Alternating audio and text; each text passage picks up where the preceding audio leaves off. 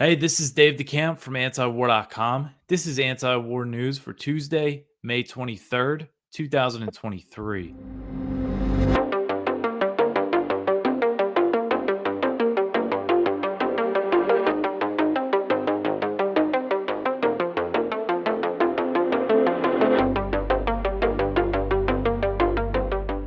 All right, the first story at the top of antiwar.com today. Russia warns the U.S. against enabling attacks on Crimea. So Russia's ambassador to the U.S., Anatoly Antonov, he warned on Sunday that Russia would consider a U.S.-backed Ukrainian strike on Crimea as serious as an attack on the Russian mainland. So Antonov's comments came in response to National Security Advisor Jake Sullivan saying that the U.S. would not stop Ukraine from using American provided weapons on Crimea, a statement that came after President Biden signed off on European countries delivering F 16s to Ukraine. So Sullivan told CNN that Crimea is Ukraine, despite the peninsula being under Russian control since 2014. Sullivan said, quote, "We have not placed limitations on Ukraine being able to strike on its territory within its internationally recognized borders. What we have said is that we will not enable Ukraine with U.S. systems, Western systems to attack Russia, and we believe Crimea is Ukraine." End quote.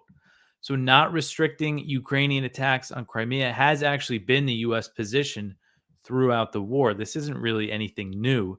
Way back in July 2022, I asked the State Department if the HIMARS rocket systems that the U.S. just started, providing them around that time, and they said that they could not use these rocket systems to target Russian territory. So I asked the State Department if that ban also applied to Crimea, and they told me Crimea is Ukraine. So that's basically what they were saying. So Antonov said that the U.S.'s unconditional approval of strikes on Crimea and the provision of F-16 fighter jets for Ukraine make it clear that the U.S. has never been interested in peace. And he said Russia will view strikes on Crimea as attacks on any other region in Russia, and said that the U.S. should consider a potential Russian response. So, Secretary of State Antony Blinken, out of all people, has acknowledged that Ukrainian attacks on Crimea are a red line for Russian President Vladimir Putin. But other U.S. officials have declared that the U.S. supports Ukraine striking Crimea, including Victoria Nuland. She said explicitly, that we support Ukrainian attacks on Crimea. She didn't just say, oh, they could use their weapons there. She said, yeah, we support that. Go for it.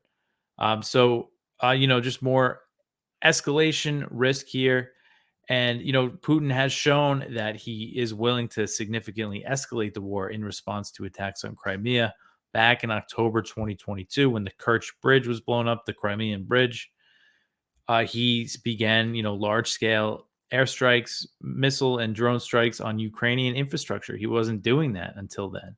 So, there's kind of this idea in Washington, it seems like that, oh, we could keep pushing. We don't have to worry about much. But again, Putin has shown that he takes attacks on Crimea very seriously. And this next story here, makes me doubt that the U.S. is really restricting Ukrainian use of NATO weapons on Russian territory. Ukraine-backed saboteurs launch cross-border raid in Belgorod.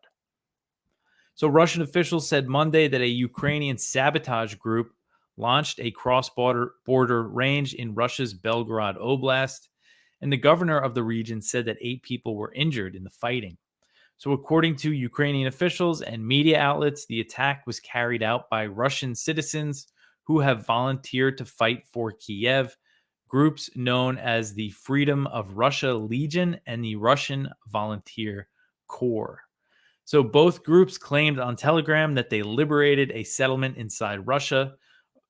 Russia's TASS news agency reported on Monday, I think it was late Monday, Russia time, that the Russian military and security forces were still taking measures to, eliminate the enemy, as they put it, to drive them out of Russian territory. So it sounded like the fighting might have still been going on. The Kremlin said that the attack was probably launched to distract to distract from Ukraine's loss of Bakhmut. So, according to the Times of London, documents that surfaced on Discord, allegedly leaked by Jack Teixeira, showed that Ukraine had been planning to support Russian volunteer attacks on Russian territory and that the groups are armed with NATO equipment. Now, it's important to note, I think I say it later in this article, but these Russian groups, both of them, they're part of the Ukrainian armed forces, part of the Ukrainian ground forces. So it's not like it's Russians inside Russia doing this. It's Russians who have been fighting in Ukraine, going over the border and attacking.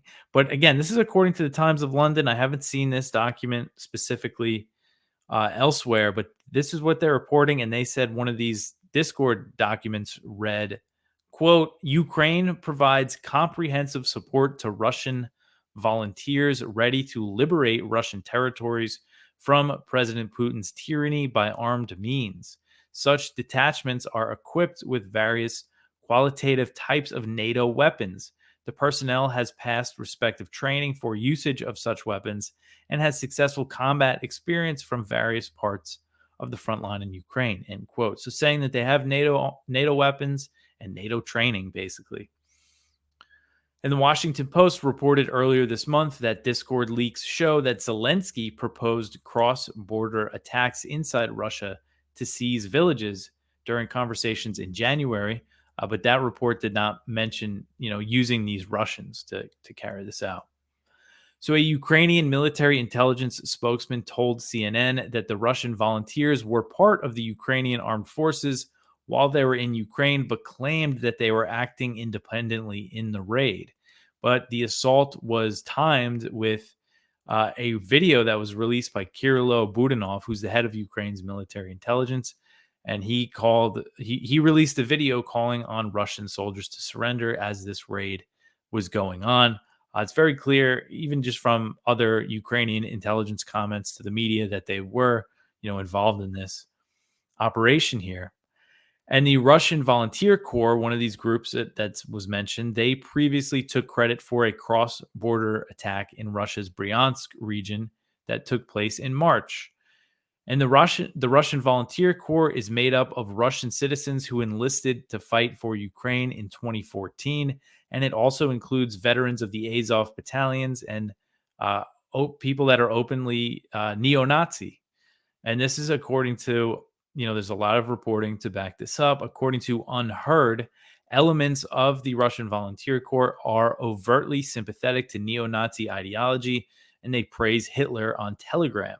According to Financial Times, the group's founder, Denis Nikitin, is considered an extremist and has ties to neo-Nazis and white nationalists across the Western world. So this just seems very, insane to me that it looks like a group of Nazis attacked Russia with NATO equipment, in this cross-border raid. And, Western media has really downplayed this whole idea. And of course, they don't mention the neo-Nazi elements of these groups. And it seems like, this could be a really big deal. I mean, how is Russia going to respond to this? They kind of sounded measured on Monday, but that sometimes means that that's because they're planning some sort of big reaction, or maybe they're just focusing on dealing with the situation and then, planning a response after that. So again, and I saw things on Twitter and elsewhere that said that these guys had, armored vehicles provided by NATO and not just, guns, but things like that, like heavy equipment. And there's reports of tank fire. So, this is a hugely provocative operation that happened here, with the U.S. backing, really. So who knows what Russia's going to do in response. All right, the next one here. The Air Force Secretary says that F-16s will not be a game changer for Ukraine. So this is Frank Kendall, the U.S. Air Force Secretary. He said Monday that the provision of F-16 fighter jets to Kiev will give Ukraine's military an incremental boost, but said it would not be a game changer in the conflict. Kendall said, quote, the F-16 is a reasonable option for them for a whole bunch of reasons. It will give Ukrainians an increment of capabilities that they don't have right now, but it's not going to be a dramatic game changer as far as I'm concerned for their total military capabilities. End quote. So the US announced on Friday that they would sign off on the Europeans delivering these F 16s, but there's still a long way to go before the planes reach Kiev. No countries yet have officially committed to sending their F 16s, and the current focus is on supporting training for Ukrainian pilots. Estimates vary significantly on how long it might take to train Ukrainian pilots. Some Pentagon officials said it could take up to 2 years, but Kendall said that he expects the Ukrainians only need a few months. He said, quote, "Everything we've done with the Ukrainians, they've shown a capacity to learn. I don't think I've ever seen more motivated individuals in terms of wanting to get into the fight and make a difference," end quote. So Kendall acknowledged that the West providing F 16s is seen by some as an escalatory act on our part. Russia has warned that sending the aircraft to Ukraine comes with colossal risks, and Biden dismissed that warning when he was asked about it. All right, the next one here. This is from Kyle Anzalone over at the Libertarian Institute. More long-term planning for the future of Ukraine. The West wants the relationship with Ukraine to follow the Israel model. So the U.S. and some of its NATO allies plan to increase weapons sharing and give additional security guarantees to Ukraine. Polish President Andrzej Duda told the Wall Street Journal that Western leaders were supportive of developing a relationship with Kiev, similar to the one between Washington and Tel Aviv. So Duda told the Journal that President Biden discussed the idea of bolstering the ties with Ukraine to resemble those with Israel when he visited Poland earlier this year. So this was discussed by President Biden, apparently. And the Polish president claimed that the Israel model was gaining momentum and would potentially be an agenda item at the upcoming NATO summit in July.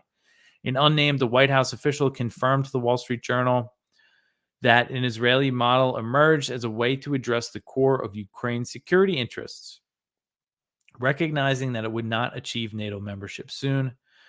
The official continued that any agreement would be loosely based on Israel's security model.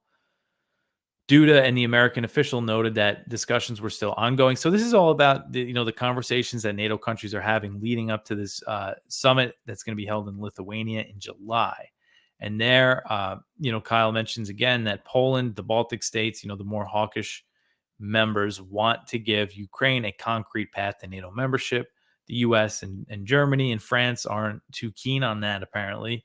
So, this could be a potential compromise. And again, it does show this long-term planning. The story I went over last week said that the U.S. was preparing for a frozen conflict. And that story did say this was an option, was to give them an Israel type deal. And Israel receives $3.8 billion in military aid each year from the U.S., and they receive a lot of, political support from the U.S., of course, too. But they technically don't have, any kind of mutual defense treaty with Israel. So I think that's kind of the idea. Give them all the support, but, don't go as far to give them the Article 5 style guarantee. So we'll see. I mean, something's going to happen at that summit. It's not going to be good. All right, let's see. Where was I here? The next one, China questions U.S. sincerity on communication. So on Monday, China's foreign ministry questioned the U.S.'s sincerity in its calls for more communication and engagement with Beijing after President Biden said that he expected a thaw between the two nations. So this is Chinese foreign ministry spokeswoman Mao Ning. She said, quote, "China and the U.S. maintain necessary communication. However, now the U.S. says it wants to speak to the Chinese side while seeking to suppress China through all possible means and impose sanctions on Chinese officials, institutions, and companies. Is there any sincerity in and significance of any communication like this?" End quote. So kind of saying what Chinese officials have been saying lately. And a point I've been making is that, the U.S. is saying that they want to talk with China, but they are really pursuing some pretty aggressive policies, with sanctions and, of course, with Taiwan. President Biden made his comments on Sunday during the final day of the G7 summit in Hiroshima, Japan. He was also asked that if the U.S. was considering lifting sanctions on China's new defense minister to pave the way for more communication between the U.S. and Chinese militaries. He said the issue was under negotiation. So, hopefully they at least do that. That's a step that if they were serious about communication, I think it would be very easy to lift sanctions on China's defense minister. So Li Shangfu, he was appointed to his post in March. So he's the Chinese defense minister, and he was targeted with U.S. sanctions a few years ago when he was the head of China's Equipment Development Department and over China's purchase of Russian weapons. So the U.S. sanctioned him for that. And as he moved up the ladder, now he's the defense minister. The Chinese foreign ministry on Monday called for the U.S. to lift sanctions and take concrete actions to remove obstacles. All right, the next one here, this is from the South China Morning Post. Camp confrontation and Cold War mentality. China slams the G7 summit. So, of course, China was not happy with the G7 statements and communiques that called China out for all sorts of things. And China's foreign vice minister, Sun Weidong, summoned Japan's ambassador over the summit just to, express China's displeasure with it. Of course, Japan was the host. And, it's not surprising that China has expressed that it was unhappy. And basically, the idea is that they were saying, you're using this summit to smear and attack China, and you're all following along with the U.S. On these policies. Although it didn't seem like the U.S. got anything really concrete about other G7 countries joining in on kind of some of the economic stuff. But they did definitely take aim at China in all their statements. And, there's a lot of rhetoric flying around against the Chinese. All right. So the next one here. Sorry, this is just a little slow. All right, the next one, the U.S. and Papua New Guinea, they finally ink that military deal I've been going over. So this was on Monday that the U.S. and Papua New Guinea signed a new military pact and a surveillance agreement, and they signed this while Secretary of State Antony Blinken visited the Pacific Island nation as part of the administration's strategy against China, and Blinken went in place of Biden, who canceled the trip. So a State Department spokesperson said that the Defense Cooperation Agreement will replace an outdated status forces agreement between the two countries.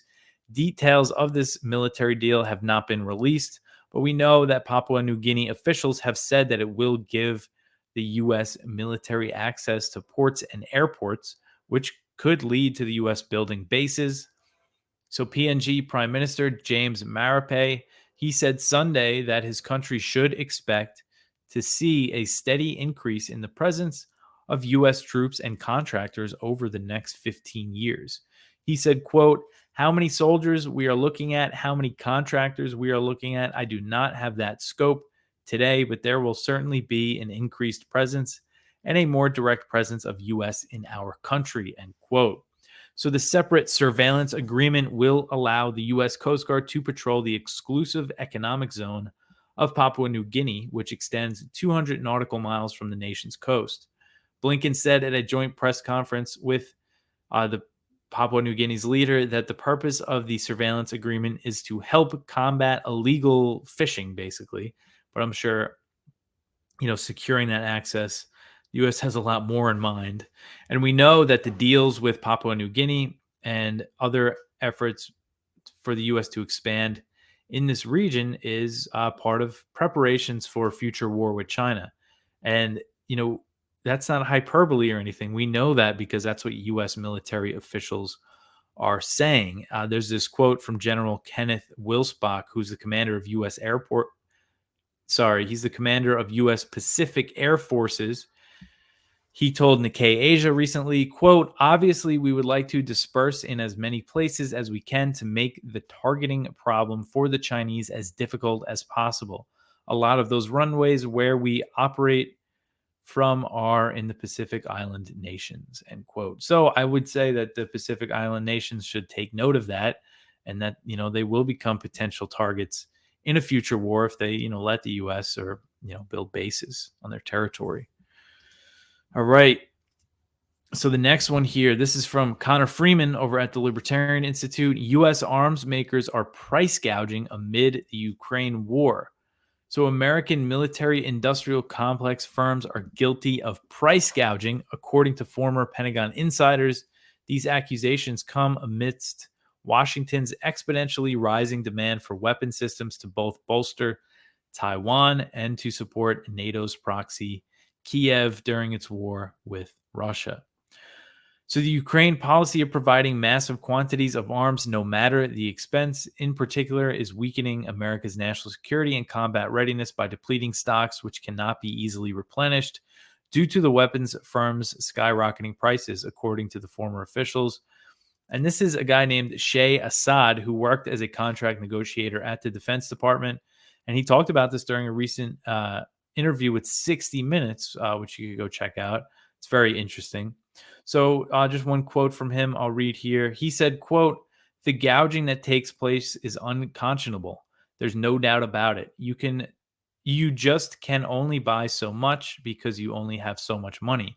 And that's why I say, is it really any different than not giving a Marine enough bullets to put in his clip? It's the same thing," end quote. So according to Assad, the DoD overpays for radar and missiles, helicopters, planes, submarines, down to the nuts and bolts. This report mentioned that the Stinger missiles, which are produced by Raytheon, they cost $25,000 in 1991, and they are now priced at more than $400,000. So, again, you should go check out the 60 Minutes report. It's interesting to see. And one of the things that was included in the 2023 NDAA was basically giving what they are calling wartime procurement powers to the Pentagon, which basically gets rid of other, ways that would keep prices down. I forget exactly what is involved there, but I know that, kind of the negotiating a price down that goes on between the Pentagon and these contractors. I think they've eliminated another form of that. So the prices are just going to keep going up. They're allowing non-competitive contracts and things like that. So we should just expect to see more of this price gouging. All right, the next one here, the U.S. military posts pictures of bunker-busting bombs. So the U.S. military posted pictures online this month of a powerful bunker-busting bomb that could destroy Iran's nuclear facilities it has built deep underground. The publication of the pictures is seen as a veiled threat as it comes amid soaring tensions between the U.S. and Iran. And according to the Associated Press, the pictures were only briefly online on May 2nd, and they were posted on May 2nd, and it looks like they were removed pretty quickly because apparently they revealed sensitive information about the bomb, which is the GBU-57, known as the Massive Ordnance Penetrator. So the pictures were posted on the Facebook page of the Whiteman Air Force Base in Missouri, which houses a fleet of B-2 bombers, the only U.S. aircraft that is capable of carrying the heavy massive ordnance penetrator. So the U.S. has done similar things amid heightened tensions with Iran. In 2019, the U.S. military posted a video of a B-2 bomber dropping two of these GBU-57 bombs. The U.S. also often deploys bombers to the Middle East to send a message to Tehran when tensions are high.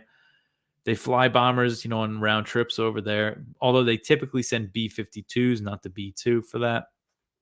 So AP also reported that Iran's new underground nuclear facility that they're currently building might be deeper than these American bunker-busting bombs can reach. So this is only based on satellite images. I'm not sure exactly how they can tell, but they're claiming that, according to expert analysis of satellite pictures, looking at these facilities Iran is building, they could be between 260 and 328 feet underground. And the U.S. Air Force has said that this GBU-57 can penetrate facilities 200 feet underground, so it could be out of reach. And, Iran has good reason to want to build their facilities that deep because the U.S. kind of made this bomb to destroy them. And the U.S. and Israel are always threatening Iran's nuclear facilities. And they've actually built more facilities underground, following Israeli sabotage attacks on its civilian nuclear program. Israeli officials also often threaten to take more overt military action. They're basically threatening to bomb Iran, but Israel does not have bombs like this, and they also do not have the aircraft that are capable of carrying them. So that's the question. Could Israel really pull something off, an attack on Iranian nuclear facilities without U.S. support? It doesn't seem like they can. But just another sort of unnecessary, silly provocation from the U.S. During these heightened tensions with Iran. But that's it for the news. Oh, actually, sorry, we have one more story here. This is from the Cradle. And it says that Armenia is ready to recognize Azeri sovereignty over Nagorno-Karabakh. So this is a significant development here. It seems like I haven't been following, the tensions between Armenia and Azerbaijan too closely recently since the Nagorno-Karabakh war, in 2020. And Nagorno-Karabakh is an ethnic Armenian enclave that are in, the so-called internationally recognized borders of Azerbaijan. So they both claim it, and there is a war over it. It's sort of a frozen conflict since the 1990s. And Azerbaijan took more territory around there, and then they agreed to a ceasefire. Since then, though, there's been flare-ups and there's been a lot of tensions. But now Armenia's prime minister is saying that, he's ready to recognize Nagorno-Karabakh as part of Azerbaijan if Azeri authorities can guarantee the security of the region's predominantly ethnic Armenian population. So that seems like a significant development again, but so we'll see how it plays out if they can reach a deal. All right, that's it for the news. Go check out our viewpoints. We have one from John V. Walsh on the Durham report, one from Ron Paul. Biden's running out of Ukraine money. Good. One from Tarek S. Hajjaj, collateral damage, the human cost of Israel's recent assault on Gaza. That's over at Mondo Weiss. One from Caitlin Johnstone at her website. Biden okays F-16s for Ukraine, U.S. weapons to attack Crimea.